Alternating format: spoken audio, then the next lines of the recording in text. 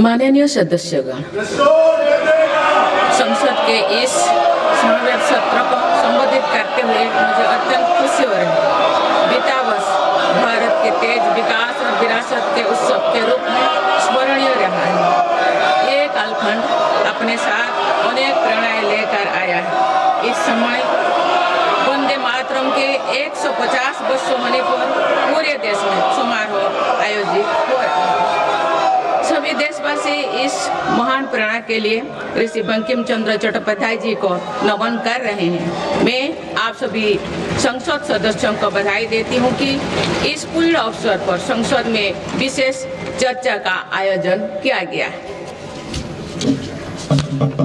माननीय सदस्यगण, इसी दौरान देशवासियों ने श्री गुरु तेग बहादुर जी का 350 शहीद दिवस पर्व पूरी श्रद्धा के साथ मनाया। भगवान बिरसा मुंडा के 150 जन्म जयंती वर्ष के दौरान देश ने उन्हें श्रद्धांजलि दी और आदिवासी समाज के योगदान को याद किया।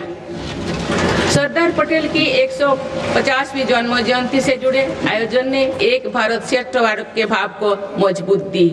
सभी देशवासी इस बात के भी साक्षी बने कि कैसे भारत रत्न भूपेन हजारिका की जन्म शताब्दी के समारोह सूर और देश का एकता के भाव से भर दिया गया है। जब देशवासी अतीत के ऐसे महान पड़ावों और अपने पूर्वजों के महान योगदान को याद करते हैं तो नई पीढ़ी के प्रेरणा मिलती है। ये प्रेरणा विकसित भारत के और हमारी यात्रा के ओर गति देती है।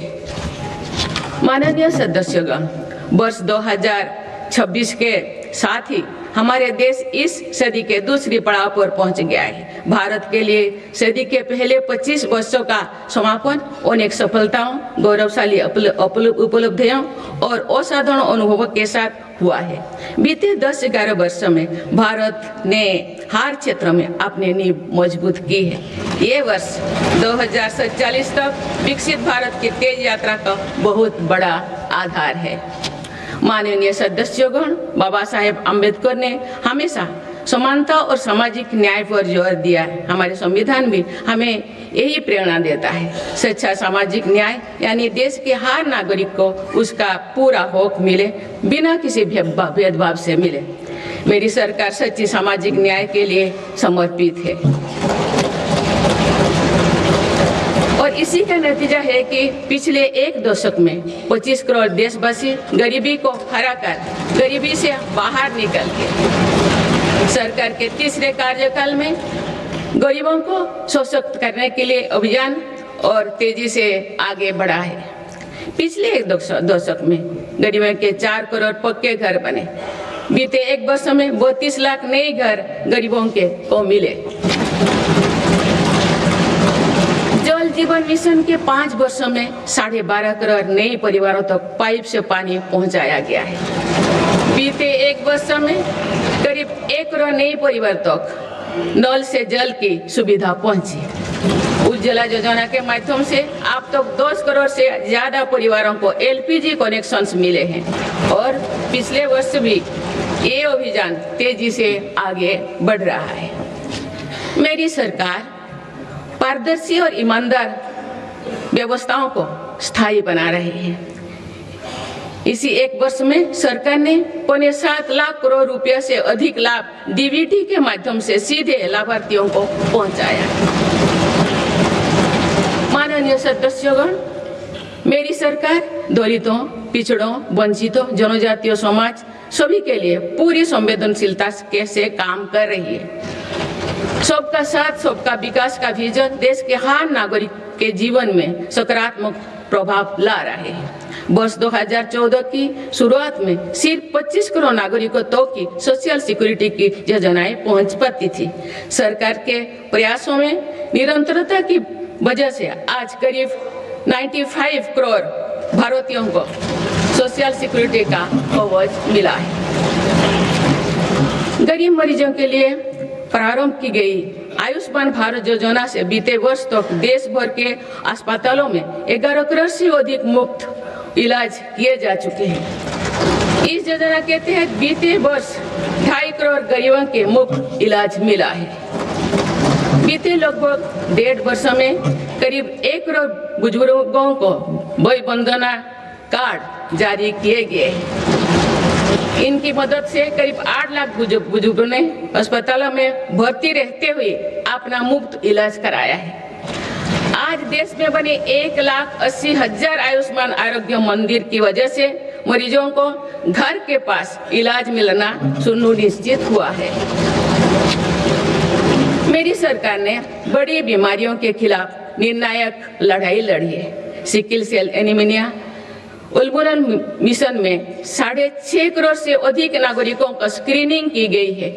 इससे कई जनजातीय इलाकों में इस बीमारी को रोकने में मदद मिली है।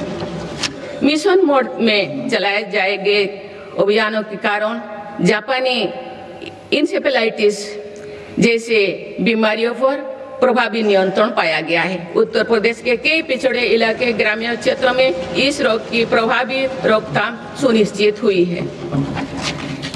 ये गर्व की बात है कि विश्व स्वास्थ्य संगठन में भारत को आंखों का संक्रमण ट्राइकोमा से मुक्त घोषित कर दिया है। मेरी सरकार हर नागरिक को बीमा सुरक्षा देने के लिए भी प्रतिबद्ध है। प्रधानमंत्री जीवन ज्योति बीमा योजना और पीएम सुरक्षा बीमा योजना की इसमें बड़ी भूमिका है। इन योजनाओं से करोड़ों जरूरतमंद नागरिकों को बीमा कवरेज मिला है। इनके तहत 24,000 करोड़ रुपया से अधिक का क्लेम भी दिया गया है। ये योजनाएं संकट के समय करोड़ों गरीबों का संबल बनी है। माननीय सदस्यगण, मुझे ये देखकर संतोष है कि आज देश के युवा, किसान, श्रमिक और उद्यमी विकसित भारत के निर्माण में अपनी भूमिका का लगातार विस्तार कर रहे हैं। बीते वर्ष के उत्साहवर्धक आंकड़े इसका प्रमाण है। पिछले वर्ष में भारत ने रिकॉर्ड 350 मिलियन टन से ज्यादा खाद्यान्नों का उत्पन्न हुआ है। 150 मिलियन टन उत्पादन के साथ भारत दुनिया का सबसे बड़ा चावल उत्पादन देश बन गया है। हमारा देश विश्व का दूसरे सबसे बड़ा मछली उत्पादन देश भी बना है। ये ब्लू इकोनॉमी में देश की सफलता को दिखाता है। दूध उत्पादन क्षेत्र में भी भारत दुनिया के सबसे सफल देश के रूप में जाना जाता है। एक सहकारिता आंदोलन की मजबूती का परिणाम है। देश के मैन्युफैक्चरिंग सेक्टर में भी इस दौरान रिकॉर्ड ग्रोथ दर्ज किया है। मोबाइल मैन्युफैक्चरिंग जैसे फील्ड में भारत अब दुनिया का दूसरे सबसे बड़ा देश बन गया है। 2025-26 के पहले 5 महीने में भारत का स्मार्टफोन एक्सपोर्ट 1 लाख करोड़ रुपया के पार हो गया था। इस साल भारत ने 100 से अधिक देशों को इलेक्ट्रिक व्हीकल का निर्यात शुरू किया। माननीय सदस्यगण, मेरी सरकार भ्रष्टाचार और घोटाला से मुक्त व्यवस्था का निर्माण करने में सफल हो रहा है। इससे करदाताओं की एक पाई देश के विकास और जन कल्याण से खर्च हो रही है। भारत आज आधुनिक इंफ्रास्ट्रक्चर पर अभूतपूर्व निवेश कर रहा है। जल, थल, नभ हर क्षेत्र में भारत की तेज गति आज विश्व में चर्चा का विषय है। अटल जी के समय पीएम ग्रामीण सड़क योजना शुरू हुई थी। बीते 1 वर्ष में भारत ने लगभग 18,000 किलोमीटर नई ग्रामीण सड़कें जोड़ी है। अब भारत की करीब पूरी ग्रामीण आबादी सड़क से जुड़ चुकी है। गरीब तथा मध्यम वर्ग की सेवा में लगी भारतीय रेल तेजी से 100% इलेक्ट्रिफिकेशन के लक्ष्य के प्रति आगे बढ़ रही है। मिजोरम के आइजल और नई दिल्ली को डायरेक्ट रेल रोड से जोड़ा गया है। बीते वर्षों जब आइजल के स्टेशन पर पहली बार राजधानी एक्सप्रेस का आगमन हुआ तो स्थानीय लोगों के उत्साह ने सारे देश को प्रसन्नता से के भाव से जोड़ा है। जम्मू कश्मीर विश्व के सबसे ऊंचे रेलवे आर्च ब्रिज, चुनाव ब्रिज और तमिलनाडु में नई पंगन ब्रिज का निर्माण कर भारत ने इंफ्रास्ट्रक्चर क्षेत्रों में एक कीर्तिमान स्थापित किया है। आज जम्मू कश्मीर से केरल तक 150 से ज्यादा वंदे भारत ट्रेनों का नेटवर्क खड़ा हो चुका है। कुछ दिन पूर्व ही वंदे भारत ट्रेनों के नई पीढ़ी का पदार्पण हुआ है। बंगाल से असम के बीच वंदे भारत स्लीपर ट्रेनों की शुरुआत भारत की रेल प्रगति की नई उपलब्धि है। भारत के मेट्रो नेटवर्क पर भी देशवासियों को गर्व है।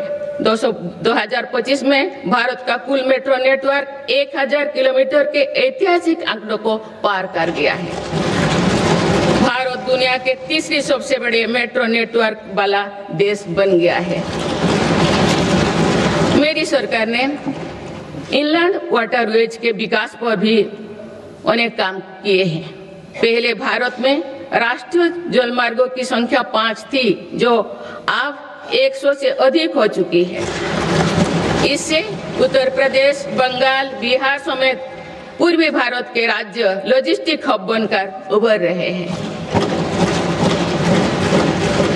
क्रूज टूरिज्म से तटीय और नदी इलाकों में पर्यटन बढ़ रहा है और स्थानीय अर्थव्यवस्था मजबूत हो रही है। माननीय सदस्यगण, स्पेस टूरिज्म भी अब भारत की पहुंच से दूर नहीं है। भारत के युवा अंतरिक्ष यात्री शुभांशु शुक्ला का इंटरनेशनल स्पेस स्टेशन पर पहुंचना एक ऐतिहासिक यात्रा का आरंभ है। आने वाले समय में हमारा देश अंतरिक्ष में भारतीय स्टेशन की स्थापना की दिशा में आगे बढ़ने वाला है। देश बहुत उत्साह के साथ गगनयान मिशन पर भी काम कर रहा है। माननीय सदस्यगण, दशकों से लंबित परियोजनाओं को गति देने के लिए योजनाओं के लाभ को हर लाभार्थी तक पहुंचाने के लिए मेरी सरकार ने प्रगति नाम से एक नई व्यवस्था आरंभ की है। दिसंबर 2025 में प्रगति के 50वें बैठक का ऐतिहासिक पड़ाव भी आया। बीते वर्ष में प्रगति ने 85 लाख करोड़ रुपए से अधिक के प्रोजेक्ट्स के गति दी। लाखों करोड़ रुपया की कल्याणकारी योजनाओं को धरातल पर उतारने में मदद की। रिफॉर्म, परफॉर्म, ट्रांसफर के जिस मंत्रों को लेकर देश चल रहा है, उसकी सफलता में प्रगति की इन बैठक ने बहुत बड़ी भूमिका निभाई है। माननीय सदस्यगण, बीते 11 वर्षों में देश की आर्थिक नींव बहुत मजबूत हुई है। दुनिया में अनेक प्रकार के संकटों के बावजूद भारत दुनिया की फास्टेस्ट ग्रोइंग मेजर इकोनॉमी बना हुआ है। भारत ने महंगाई दर को कम रखने के अपने रिकॉर्ड को और बेहतर किया है। इसका सीधा फायदा देश के गरीब और मध्यम वर्गीय परिवारों को हो रहा है। मेरी सरकार ने नीतियों के कारण देशवासियों की आय बढ़ी है, बचत बढ़ी है और खरीद शक्ति में भी वृद्धि हुई है।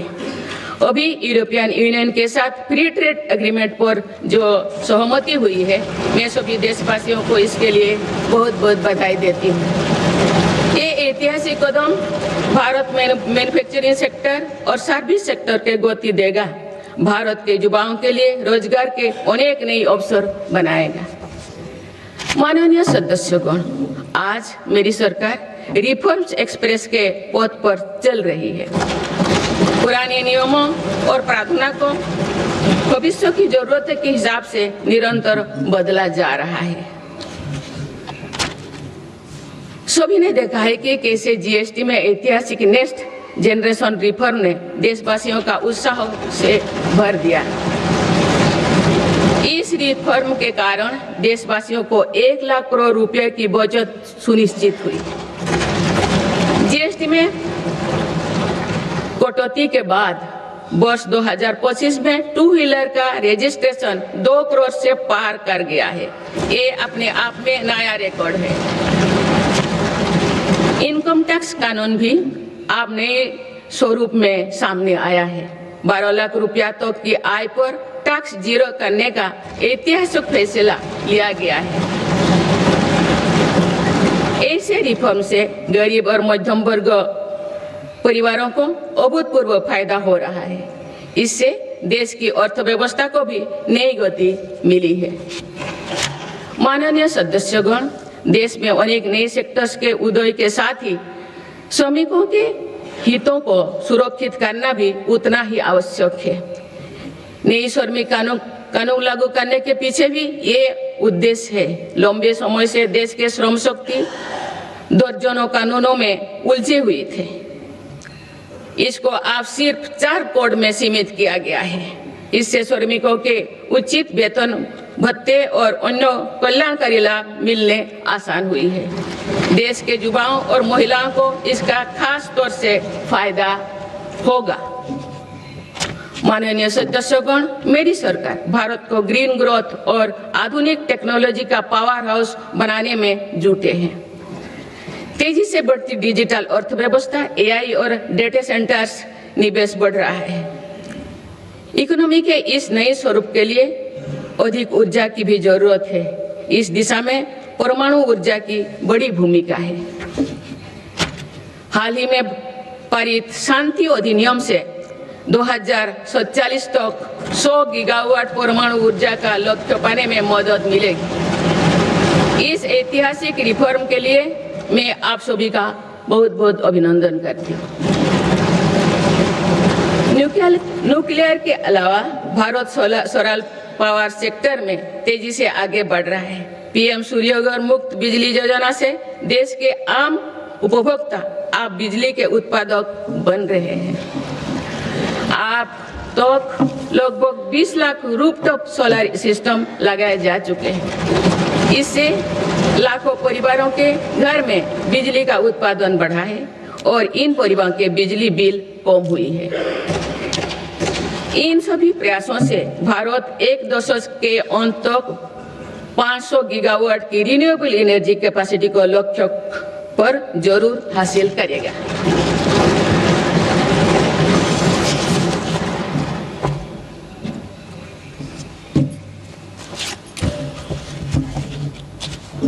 माननीय सदस्यगण, किसी भी न्याय व्यवस्था की वास्तविक सफलता इस बात से तय होती है कि उसके कानून नागरिकों से भय का नहीं बल्कि सुरक्षा, सुविधा एवं सशक्तिकरण का भाव पैदा करे।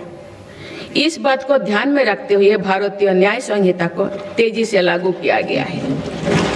साथ ही जन विश्वास कानून का एक और संस्करण भी देश में लाया गया है। अभी तक 300 से अधिक प्रावधानों को अपराधी की श्रेणी से बाहर किया जा चुका है। विकसित भारत के संकल्पों की सिद्धि के लिए मेरी सरकार इस रिफॉर्म एक्सप्रेस की गति को निरंतर तेज करती है। माननीय सदस्यगण, आजादी के बाद भारत की प्रगति को कुछ शहरों और क्षेत्रों से ज्यादा गति मिली। भारत का एक बहुत बड़ा क्षेत्र और बहुत बड़ी आबादी ऐसे रही जिसे उचित अवसर नहीं मिल पाया। अब मेरी सरकार पिछले क्षेत्र और वंचित आबादी के सामर्थ्यों को विकसित भारत की ऊर्जा बना रहे हैं। आज पूर्वोदय यानी पूर्व भारत के तेज विकास पर विशेष बल दिया जा रहा है। आज पश्चिम बंगाल और ओडिशा के समुद्री क्षेत्रों में प्रगति की नई संभावनाएं बन रही है। पूर्वोत्तर का क्षेत्र भी आज विकास की मुख्य धारा से जुड़ रहा है। पूर्वोत्तर में असम श्रीमद शंकर देव जी की जैसे महान विभूतियों की भूमि है। अब वो दिन भी दूर नहीं है। असम में बनी सेमीकंडक्टर चिप दुनिया भर के इलेक्ट्रिक उत्पादों की लाइफलाइन बनेगी। इस क्षेत्र में कनेक्टिविटी पर भी अभूतपूर्व बल दिया जा रहा है। माननीय सदस्यगण, बीते 11 वर्षों में पूर्वोत्तर में 7,200 किलोमीटर से ज्यादा राष्ट्रीय राजमार्ग बनाए गए हैं। इससे दूर दराज पहाड़ी, जनजातीय और सीमावर्ती इलाकों तक पहुंचना आसान हुआ है। साथ ही प्रधानमंत्री ग्राम सड़क योजना के तहत लगभग 50,000 किलोमीटर ग्रामीण सड़कें बनी हैं। इससे बाजार, अस्पताल और स्कूल तक पहुंचना सरल हुआ है। 11 वर्षों में पूर्वोत्तर में रेलवे के विकास पर 80,000 करोड़ रुपया से अधिक का निवेश किया गया है। अरुणाचल प्रदेश, त्रिपुरा और मिजोरम, इन तीनों राज्यों की राजधानियों अब ब्रॉड गेज रेल लाइन से जुड़ चुकी है। इससे इन इलाकों में आर्थिक प्रगति, रोजगार और पर्यटन उद्योग के लिए नई द्वार खुले। साथ साथ पूर्वोत्तर की आरोग्य और सुरक्षा के लिए भी ये दशक निर्णय का दशक रहा है। ईटानगर में स्टेट कैंसर इंस्टीट्यूट और असम के शिवसागर में मेडिकल कॉलेज बनने से लाखों परिवारों को इलाज में मदद मिलेगी। सिक्किम के सिच्चे में मेडिकल कॉलेज और अगरतला में महिलाओं और बच्चों का अस्पताल बनने से भी बड़ी सुविधा होगी। इस तरह के प्रयासों से पूर्वोत्तर में एक बड़ा हेल्थ इंफ्रास्ट्रक्चर तैयार हो रहा है। माननीय सदस्यगण, जो पिछड़ा हो वो मेरी सरकार की प्राथमिकता है। पीएम जनमन योजना, इसी पीएम जनमन योजना आदिवासियों में भी सबसे पिछड़े जनजातियों की 20,000 से ज्यादा गांवों को विकास से जोड़ा जा रहा है। इन गांव में गरीबों के करीब 2.5 लाख घर इसी योजना के माध्यम से बने हैं। धरती आबा जनजातियों ग्राम उत्कर्ष अभियान से भी आदिवासी क्षेत्रों में विकास को अभूतपूर्व गति मिल रही है। इन दोनों योजनाओं पर सरकार 1 लाख करोड़ रुपया से अधिक खर्च कर रही है। पिछले 11 वर्षों में अनुसूचित जाति के लाखों छात्रों को 42,000 करोड़ रुपया से अधिक की पोस्ट मैट्रिक छात्रवृत्ति दी गई है।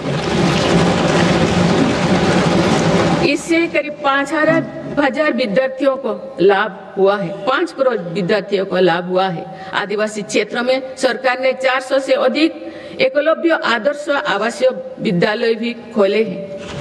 इनमें जनजातीय बच्चों को अच्छी शिक्षा और बेहतर भविष्य मिल रहा है।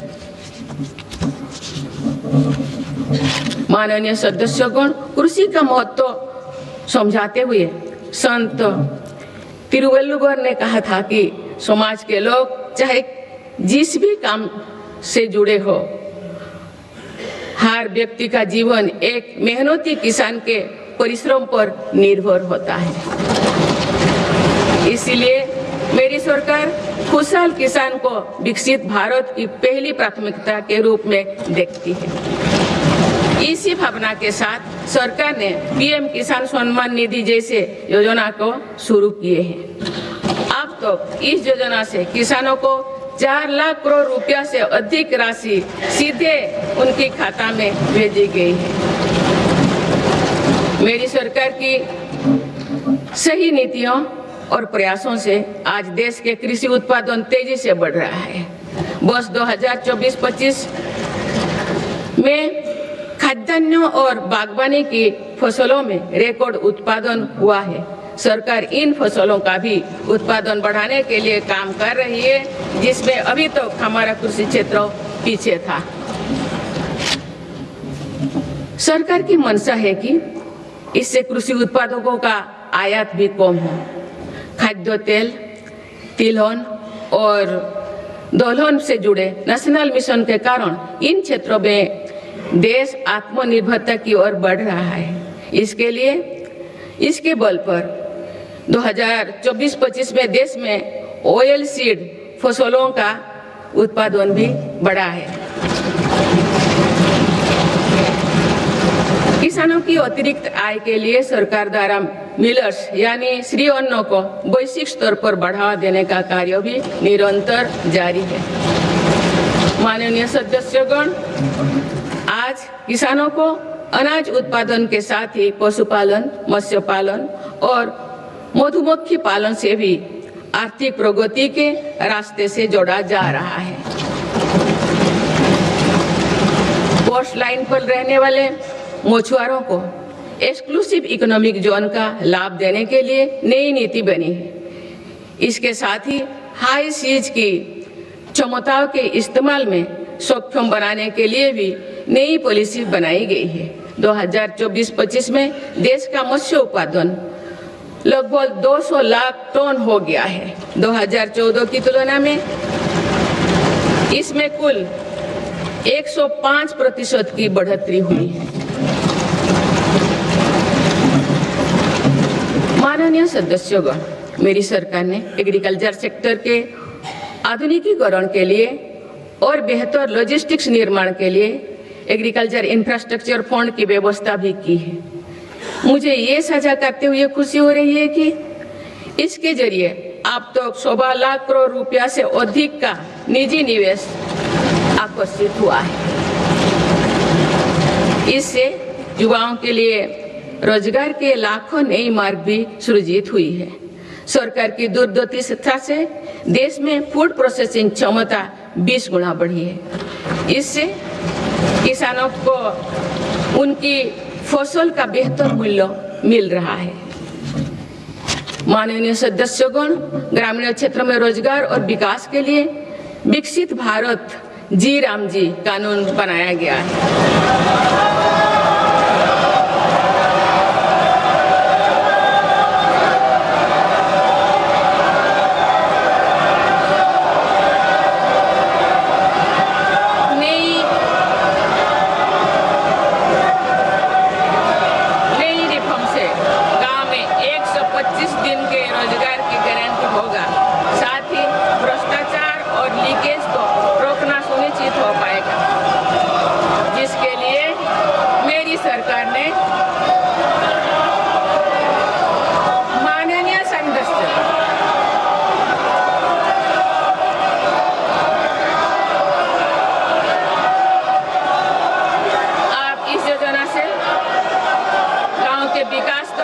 मिलेगी और किसान, पशुपालन और मछुआरे साथियों के लिए नई सुविधाएं निर्मित होगी।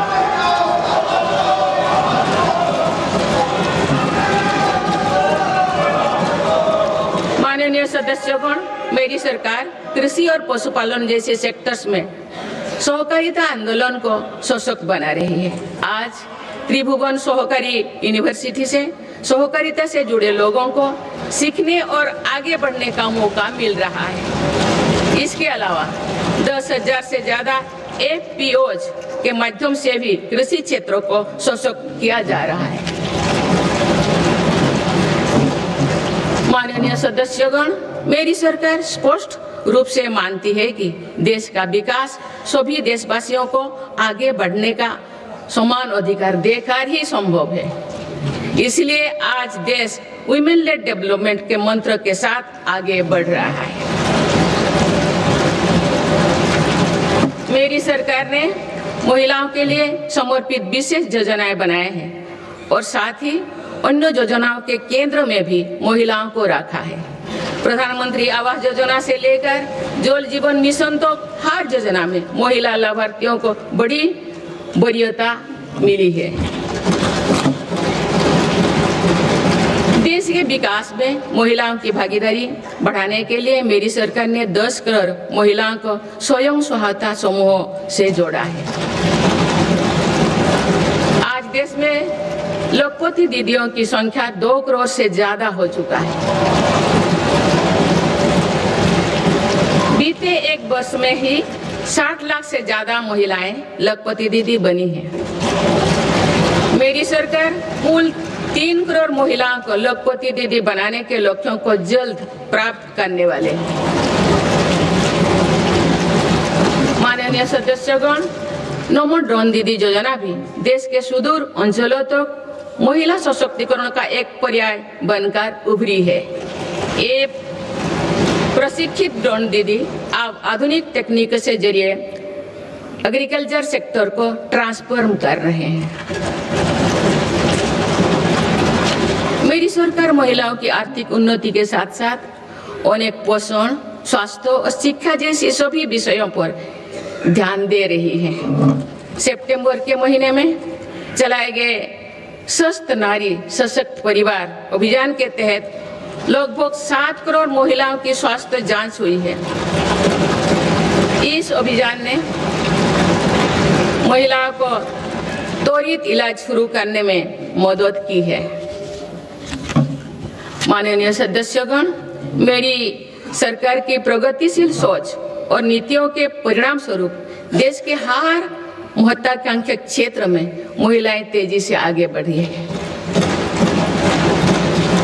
इसी दिशा में कुछ ही महीने पहले देश ने एक और बड़ा माइलस्टोन हासिल किया है। राष्ट्रीय शिक्षा अकादमी यानी एनडीए में महिला कैडेट्स का पहला बैच पास आउट हुआ है। इससे ये विश्वास और मजबूत हुआ है कि देश के विकास और सशक्तिकरण में नारी शक्ति सबसे आगे खड़ी है। माननीय सदस्यगण, श्री गुरु तेग बहादुर जी ने हमें सिखाया है, भय काहू को देत नए भय मानत आन, यानी हम ना किसी को डराएं और ना किसी से डर कर जिए।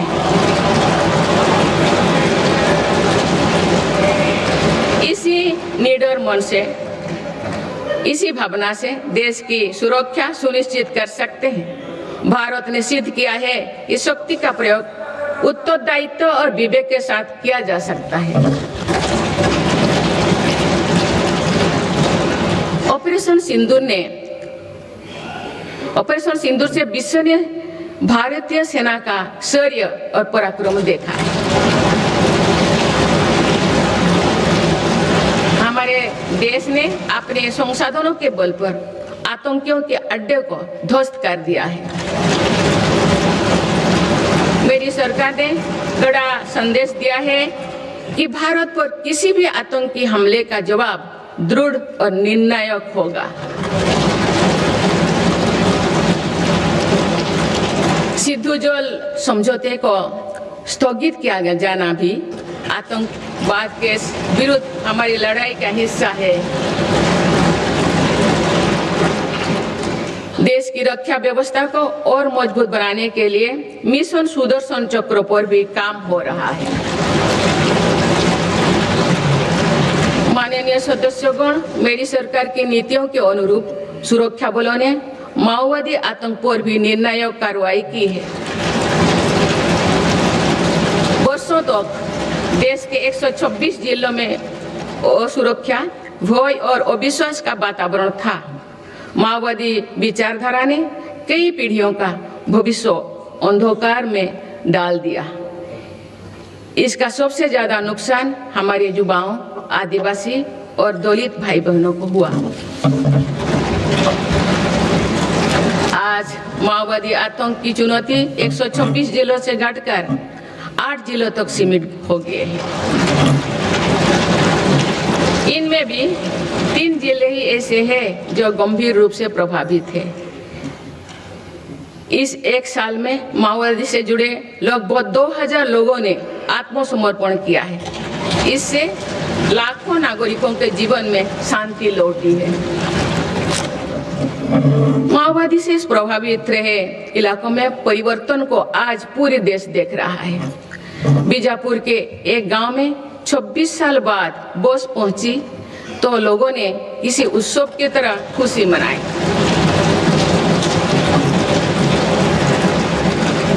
बस्तर ओलंपिक में युवा बढ़ चढ़कर हिस्सा ले रहे हैं। हथियार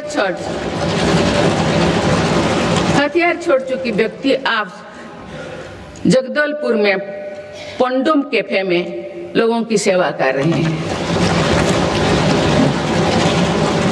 माननीय सदस्यगण, मेरी सरकार ये सुनिश्चित कर रही है कि जो लोग हथियार छोड़कर मुख्यधारा से जुड़े हैं उनका जीवन पटरी पर लौटे।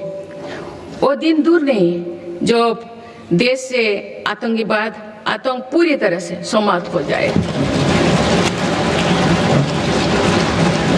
माननीय सदस्यगण, गुरुदेव रविंद्रनाथ टैगोर ने कहा था कि आजादी तब तक अधूरी है जब तक आत्मनिर्भरता का जीवन ना जिया जाए। मेरी सरकार भारत को आत्मनिर्भर बनाने की दिशा में निरंतर और ठोस प्रयास कर रहे हैं। आज मेक इन इंडिया के विजन के साथ बने उत्पाद दुनिया के अलग अलग बाजारों तक पहुंच रही है। स्वदेशी को लेकर भी देशवासियों में बहुत उत्साह है। माननीय सदस्यगण, पीएलआई योजना से अभी तक लगभग 2 लाख करोड़ रुपया का निवेश आकर्षित हुआ है। साथ ही 17 लाख करोड़ रुपए से अधिक का उत्पादन हुआ है। भारत का इलेक्ट्रॉनिक सेक्टर अभूतपूर्व गति से विकास कर रहा है। बीते 11 वर्षों में इलेक्ट्रॉनिक्स प्रोडक्शन में 6 गुना वृद्धि हुई है। आज ये 11 लाख करोड़ रुपया का हो चुका है। वर्ष 2025 में भारत का डिफेंस प्रोडक्शन 1.5 लाख करोड़ रुपया से पार हो चुका है और डिफेंस एक्सपोर्ट भी रिकॉर्ड 23,000 करोड़ रुपया से ऊपर चल गया है।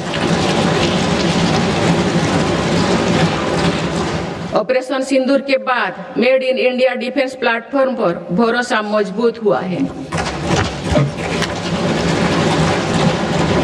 माननीय सदस्यगण, निवेश और निर्यात के मामले में भारत की वैश्विक हिस्सेदारी निरंतर बढ़ रही है। बीते 11 वर्षों में भारत में लगभग $750 बिलियन का एफडीआई आया है। मेरी सरकार भारत में नई सेक्टर्स को प्रोत्साहित दे रही है। आधुनिक मैन्युफैक्चरिंग और भविष्य की टेक्नोलॉजी के लिए माइक्रोचिप में आत्मनिर्भरता बहुत आवश्यक है। वर्ष 2025 में 4 और सेमीकंडक्टर मैन्युफैक्चरिंग यूनिट को मंजूरी दी गई है। भारत में 10 ऐसे फैक्ट्रियां आने वाले समय में अपना काम शुरू करने वाली है। भारत अब नानो चिप निर्माण के लिए भी बड़े कदम उठा रहे हैं। माननीय सदस्यगण, चिप के अलावा एक और बहुत बड़ा क्षेत्र है जिसको लेकर मेरी सरकार ने मिशन मोड पर काम शुरू किया है। राष्ट्रीय क्रिटिकल मिनरल्स मिशन से जरूरी मिनरल के लिए विदेशों पर निर्भरता को कम किया जा रहा है। माननीय सदस्यगण, अतीत में भारत समुद्री व्यापार की एक महाशक्ति हुआ करता था, लेकिन गुलामी के बाद दशकों की उपेक्षा के कारण आज भारत का 95% व्यापार विदेशी जहाजों पर होता है। इस पर हर वर्ष 6 लाख करोड़ रुपया से अधिक खर्च होते हैं। मेरी सरकार इस स्थिति से देश को बाहर निकालने में जुटी है। शिपिंग सेक्टर के लिए सरकार ने करीब 70,000 करोड़ रुपया का ऐतिहासिक पैकेज घोषित किया है। बड़े जहाजों को इंफ्रास्ट्रक्चर का स्टेटस दिया गया है। इतना ही नहीं, शिपिंग से जुड़ी पुराने कानूनों को भी वर्तमान जरूरतों के हिसाब से बदला गया है।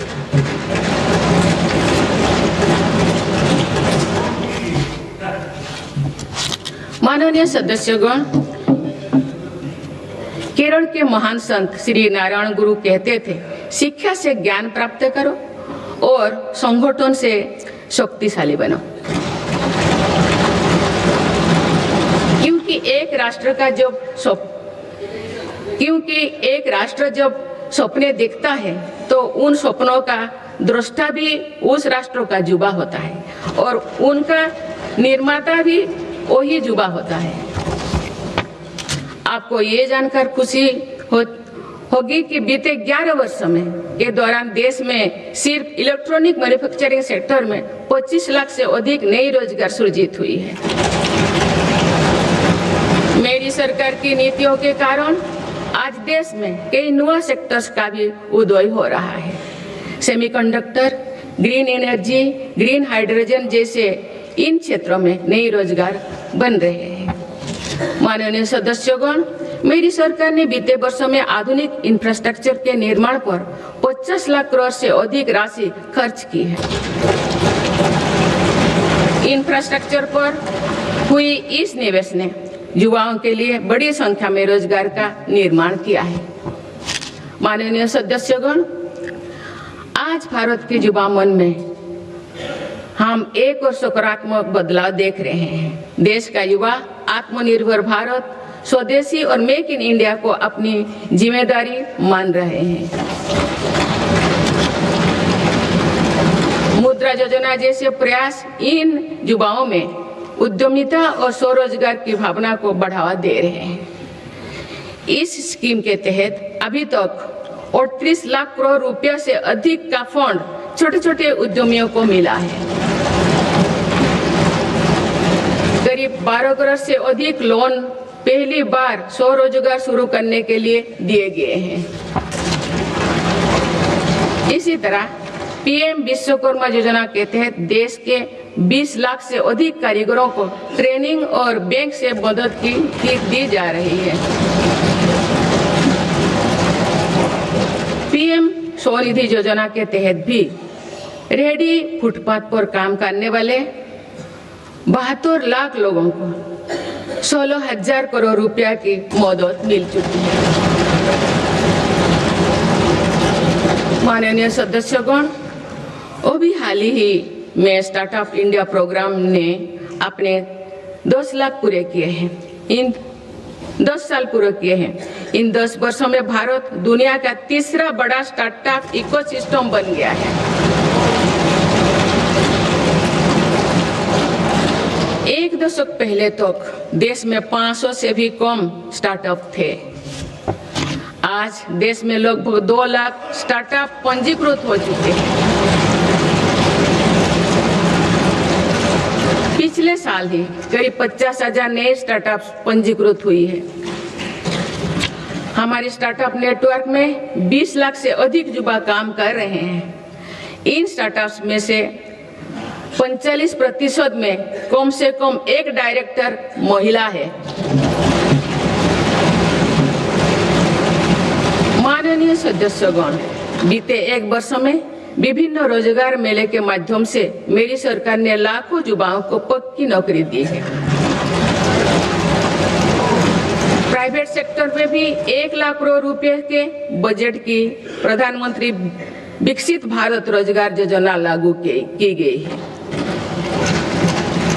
इसके तहत 3.5 करोड़ नए रोजगार सृजित किए जा रहे हैं। मेरी सरकार के प्रयासों से आईटी सर्विस, इलेक्ट्रॉनिक्स मैन्युफैक्चरिंग और ग्लोबल कैपेबिलिटी सेंटर्स में भी 1 करोड़ से अधिक युवाओं को रोजगार मिला है। माननीय सदस्यगण, बीते वर्ष देश में 1 लाख से ज्यादा मोबाइल टावर्स के जरिए 4G और 5G नेटवर्क को देश के कोने कोने तक पहुंचाया गया है। डिजिटल इंडिया के विस्तार ने भारत को हजारों करोड़ की क्रिएटिव इकोनॉमी के एक बड़े ग्लोबल सेंटर के रूप में पहुंचाना दी गई है। क्रिएटिव इकोनॉमी को और गति देने के लिए मेरी सरकार ने वेब्स का नया प्लेटफॉर्म भी बनाया है। माननीय सदस्यगण, आज टेक्नोलॉजी तेजी से बदल रही है। इसके कारण जॉब्स का नेचर भी तेजी से बदलता जा रहा है। इसीलिए नेशनल एजुकेशन पॉलिसी को वर्तमान और भविष्य की जरूरतों के हिसाब से तैयार किया गया है। आज स्कूल के स्तर में से भी बच्चों में टेक्नोलॉजी और इनोवेशन का माइंडसेट बनाया जा रहा है। इससे अटल इनोवेशन मिशन प्रभावी काम कर रहे हैं। अभी तक देश भर में 1 करोड़ से अधिक विद्यार्थियों को अटल टिंकरिंग लैब्स का लाभ मिल चुका है। इसके अलावा राष्ट्रीय अनुसंधान फाउंडेशन के माध्यम से भी रिसर्च और डेवलपमेंट के कल्चर को गति मिल रही है। माननीय सदस्यगण, देश के आईटीआई नेटवर्क को अपग्रेड करने के लिए 1000 आईटीआई को फ्यूचर रेडी बनाया जा रहा है। इस पर पीएम सेतु योजना के तहत 60,000 करोड़ रुपया खर्च किए जा चुके हैं। मेरी सरकार आधुनिक टेक्नोलॉजी के लिए एक इंडस्ट्री रेडी वर्कफोर्स तैयार कर रही है। अब तो 60,000 युवाओं को सेमीकंडक्टर उद्योग के लिए प्रशिक्षित किया जा चुका है।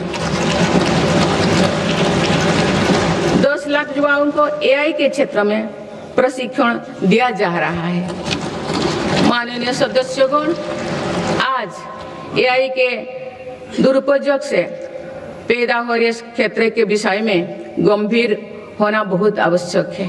डीप फेक, मिस इन्फॉर्मेशन और फेक कंटेंट लोकतंत्र, सामाजिक सौहार्द और जनता के विश्वास के लिए बड़ा खतरा बनते जा रहे हैं। इस गंभीर विषय पर आप सभी को मिलकर विचार करना चाहिए। माननीय सदस्यगण, भारत के युवाओं और मेरी सरकार के साझा प्रयासों से देश में खेलों का भी अभूतपूर्व विकास हो रहा है।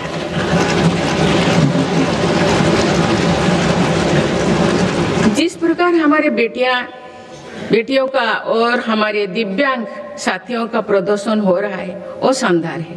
भारत की महिला क्रिकेट टीम ने पहली बार विश्व कप जीता।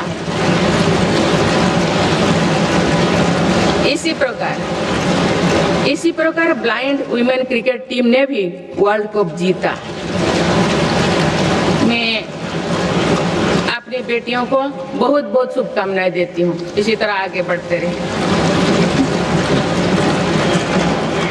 माननीय सदस्यगण, बीते दशक में भारत में खेल से जुड़े हर व्यवस्था में रिफॉर्म किए गए हैं।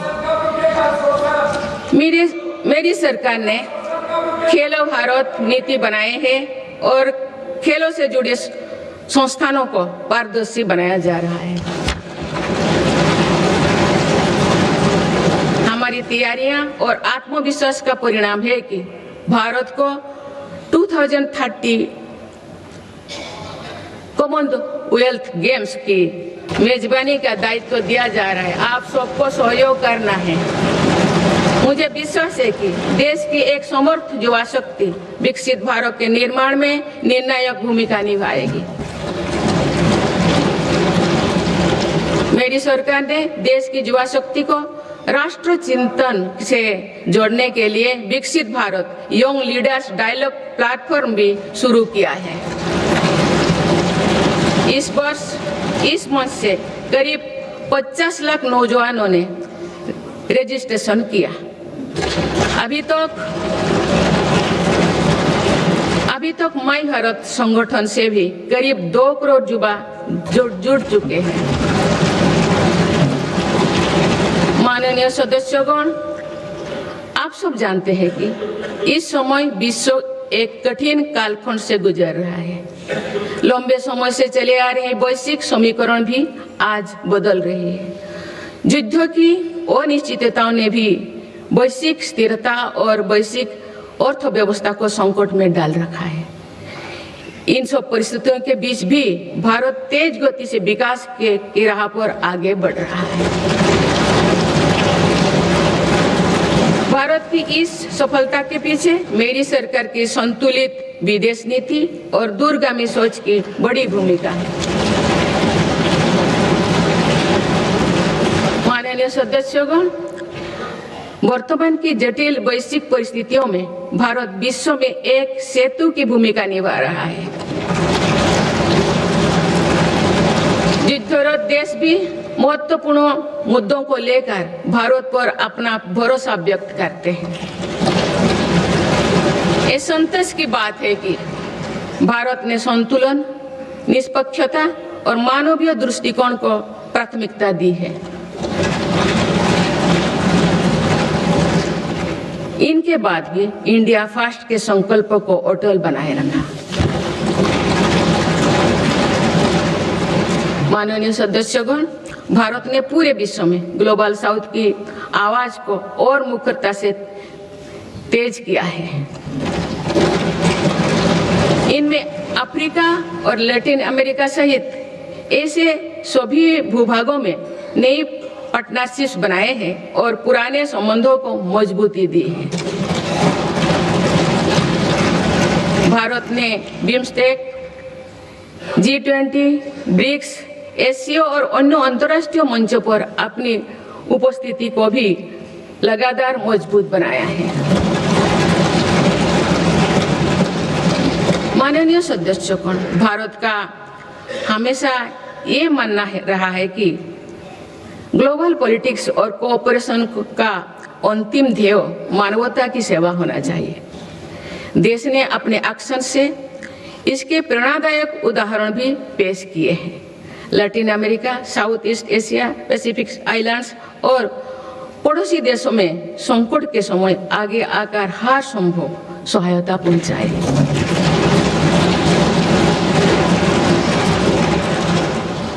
नवंबर 2025 में श्रीलंका में साइक्लोन दितवाह के दौरान मेरी सरकार ने ऑपरेशन सागर बंधु चलाया है। हमारे देश ने म्यांमार और अफगानिस्तान में भी फास्ट रेस्पॉन्डर की भूमिका निभाई है। माननीय सदस्यगण, भारत अपनी व्यापक भूमिका और सकारात्मक सक्रियता के साथ आज कई वैश्विक संगठनों में बड़ी जिम्मेदारियां निभा रहे हैं। इस साल ब्रिक्स की अध्यक्षता भारत के पास है और दुनिया इसे सकारात्मक दृष्टि से देख रही है। भारत भविष्य के अवसरों और चुनौतियों को देखते हुए वैश्विक समुदाय को एक मंच पर लाने के लिए ग्लोबल एआई इम्पैक्ट समिट भी करने जा रहा है। ये आयोजन भी दुनिया के लिए एक महत्वपूर्ण इवेंट साबित होगा। माननीय सदस्यगण, विकसित भारत के लक्ष्य तक पहुंचने के लिए जितना महत्व आधुनिक विकास को देना है, उतना ही महत्व अपने राष्ट्रीय आत्मसम्मान और सांस्कृतिक स्वाभिमान को भी देना है। सांस्कृतिक दृष्टिकोण से भारत विश्व के समृद्धतम देशों में से एक है। मेरी सरकार इस विरासत को देश की ताकत बनाने के लिए काम कर रही है। गुलामी के कालखंड में मकाले के षड्यंत्र द्वारा भारत के लोगों में हीन भावना में भरने काम किया गया था। आप आजादी के बाद पहली बार मेरी सरकार ने ही उसे तोड़ने का साहस किया है।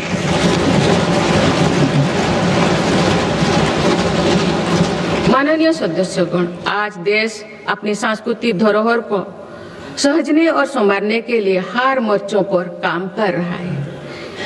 इसी दिशा में मेरी सरकार के प्रयासों से 100 वर्षों बाद भगवान बुद्ध के पवित्र अवशेष वापस भारत लौटे।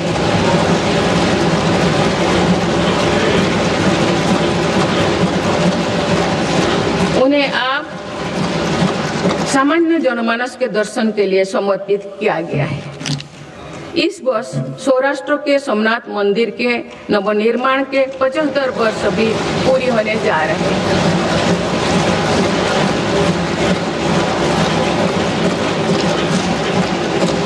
सोमनाथ मंदिर पर हुए आक्रमण के बाद 1000 वर्षों की यात्रा भारत की धार्मिक निष्ठा, समानता, संस्कृति और चिरस्थायी का प्रतीक है।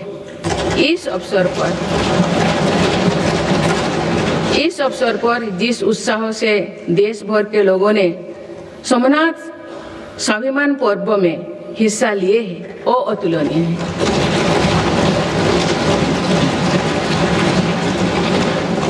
कुछ ही समय पूर्व राजेंद्र चल द्वारा गंगईकोंडा चोलापुरम की स्थापना की भी 1000 वर्ष पूरी हुई। इस अवसर ने भी करोड़ों देशवासियों को अपनी अतीत को गर्व करने का मौका दिया गया है। माननीय सदस्यगण, हमारा भारत प्राचीन ज्ञान विज्ञान का केंद्र रहा है। ये ज्ञान विज्ञान प्राचीन पांडुलिपियों के रूप में हजारों वर्षों से पीढ़ी दर पीढ़ी सुरक्षित होता आया, परंतु विदेशी आक्रमणों और आजादी के बाद की उपेक्षा के कारण इस संपदा को बड़ा नुकसान हुआ है। आप मेरी सरकार इस ज्ञान भंडार का संरक्षण करने जा रहे हैं।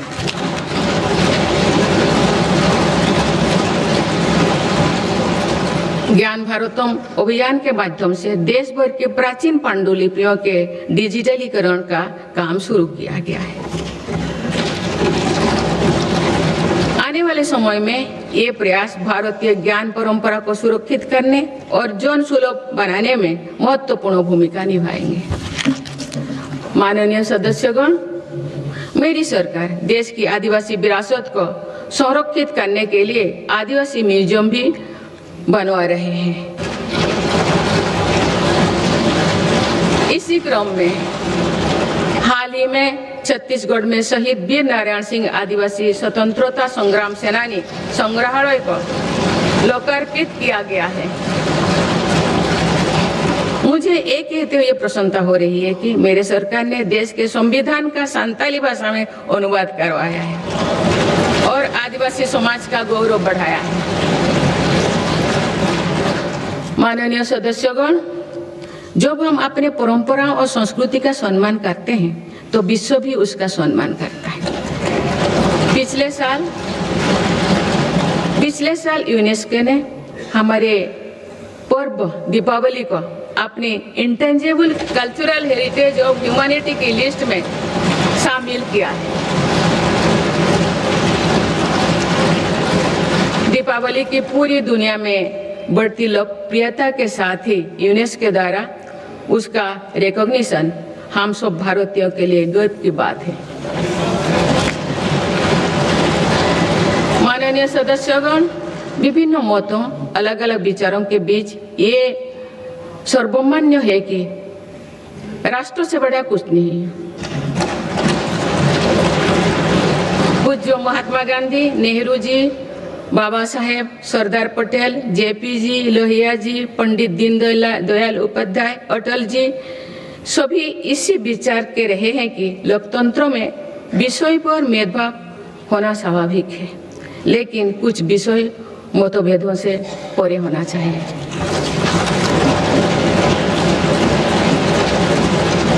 विकसित भारत का संकल्प, भारत की सुरक्षा, आत्मनिर्भरता, स्वदेशी का अभियान, एकता के लिए प्रयास, स्वच्छता, राष्ट्र से जुड़े ऐसे विषयों पर सांसदों को एकमत होना ही चाहिए।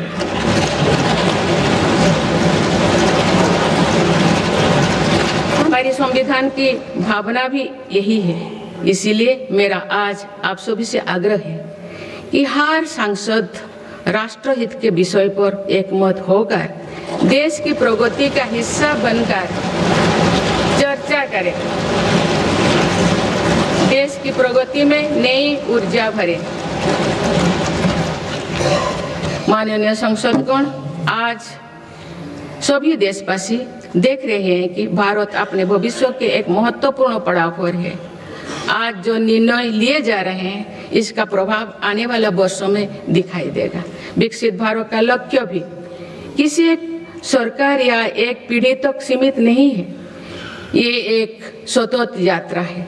इस यात्रा में हम सभी के प्रयास, अनुशासन और निरंतरता का महत्व है। आने वाले समय में देश की प्रगति हमारी सामूहिक संकल्पों से ही होगा। मुझे विश्वास है कि संसद, सरकार और नागरिक तीनों मिलकर विकसित भारत के संकल्प को सिद्ध करेंगे।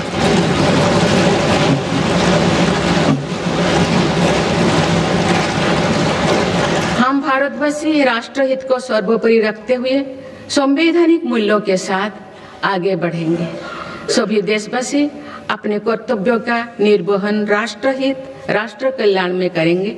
इसी विश्वास के साथ मैं सभी सांसदों को एक सफल और सार्थक सत्र के लिए बहुत बहुत शुभकामनाएं देती हूँ। धन्यवाद। जय हिंद, जय भारत।